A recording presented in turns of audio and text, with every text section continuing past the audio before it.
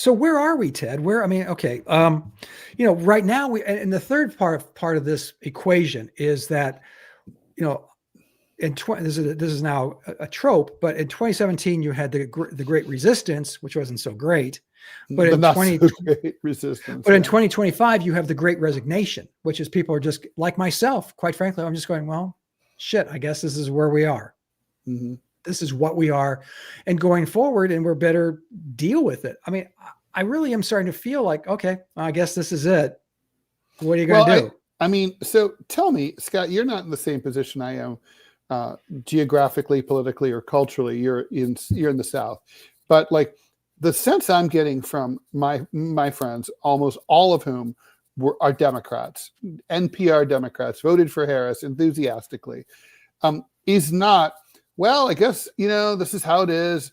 It's more like, okay, so the country I live in is most of the people are fucking stupid. And so I'm just checked out. I don't care. I'm going to the Met. I'm going to I'm going to see a Broadway show. I'm going to eat me a bagel with poppy seeds.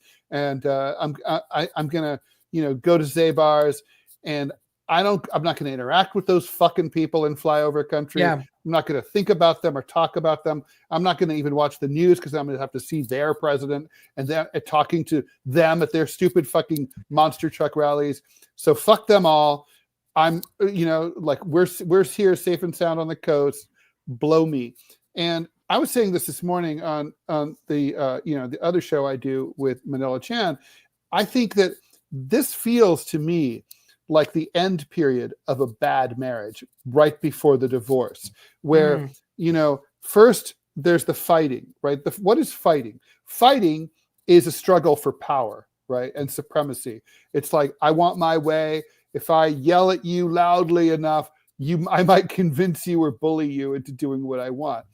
By the time all communications are severed and you're giving each other the silent treatment and the cold shoulder, and you're maybe sleeping in the same bed, but you have like a wall of pillows between you, and and you're just not talking, and you get up in the morning, you're just like, and you go brush your teeth and you leave. It's over. I mean, when the fighting stops, it's like now the war is on.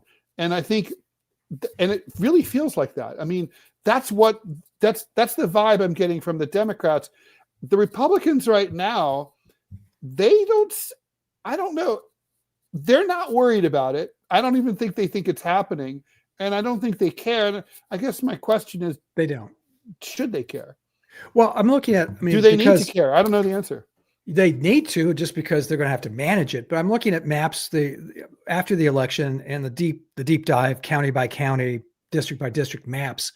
And it was fascinating, Ted. Look at, you talk about the coasts, right? California being chief, obviously rich with population, which means it's rich with electoral votes. But you look at a map and the patterns of voters, and this is Kamala Harris's, home state. She won it fairly by 5 or 6 points. But look away from the metro areas and away from the coasts, and holy shit, she got stomped. So that tells me California, of all places, that's the reason Donald Trump is going to California. He's always been like that, though. Well, like what? It's a conservative state in the eastern half of the state, in the Sierras. Yes and no, but it's always been reliably blue. Okay, and this Orange County used to be Republican. San Diego County used to be Republican. San Diego County was 50-50. It was really that was a toss-up state. It's not anymore. The airport in Orange County is named after John Wayne. Okay, this is not a liberal place. No, Orange County is, but I'm saying San Diego County if you're going by counties. Mm-hmm. My point is that Donald Trump is going to California today to look at the fire damage, and there's a reason he's smart move, by the way. Well, it's smarter than you think, even, Ted, because he's going there because he knows and he's seeing what I'm seeing. This could potentially be a Trump state. Now, what does that mean? That means congressional races, gubernatorial races. the people of, I can tell you, I'm from California. I'm a California native, as is my wife. And we've looked at what's happened there, and it's disgusting. It is, True. the taxation, the level of regulation, it's all the bad things that Republican. And so if you had a Republican who wasn't batshit crazy, the homelessness, the filth. oh gosh, oh my God, it's been, I mean, you know, when the mayor of San Francisco is starting to clean up homeless camps, then you know they finally recognize maybe there's a problem. My point is that Trump sees this as he's going to Asheville, he's going to North Carolina, which is becoming more and more red. He's there reliably red. Mm-hmm. He's there now. He's going to go, and he's going to California this afternoon. I know, I believe that he thinks that there is an opportunity there. I can tell you, I traveled to Oregon a few years ago and Southern Oregon is very red. There are Trump flags friggin' everywhere.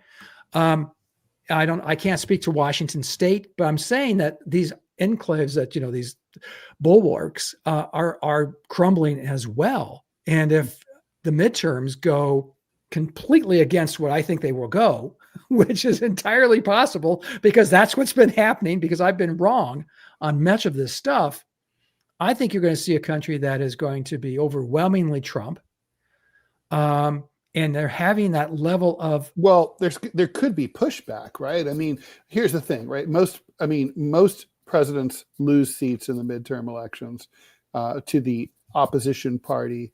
And when it's rare for that not to happen. I mean, the thing is, do you really think in a year and a half, 2 years, where Democrats are not going to be seething with rage and looking for an opportunity to get even and fight and push back against Trumpism? They'll be seething with rage, but have you seen a Democrat seething with rage? Who gives a shit? It's like, you know, well, they don't do anything. They don't do anything. They did vote in 1974 in great numbers. You know, they did. And in fact, yeah, you had that huge influx of Democrats in the House and the Senate back then as a pushback against Nixon. The pushback here's the thing, Ted, if the price of eggs goes down, if the price of gasoline goes down, Trump has already approached publicly, God knows what he's done privately, to the Saudis saying up production. Mm-hmm. If they up production for 2 years, driving the prices down, and I go to the pumps and gas is $1.50 a gallon instead of $2.70, which it is now, mm-hmm. Who takes responsibility for that? Well, Donald Trump's going to take responsibility for that. If a dozen eggs, if those prices can go down, now how does he do it? I mean, there are sleights of hand and short-term solutions. Sure. And so you could actually have an economy that's, you know, percolating right along.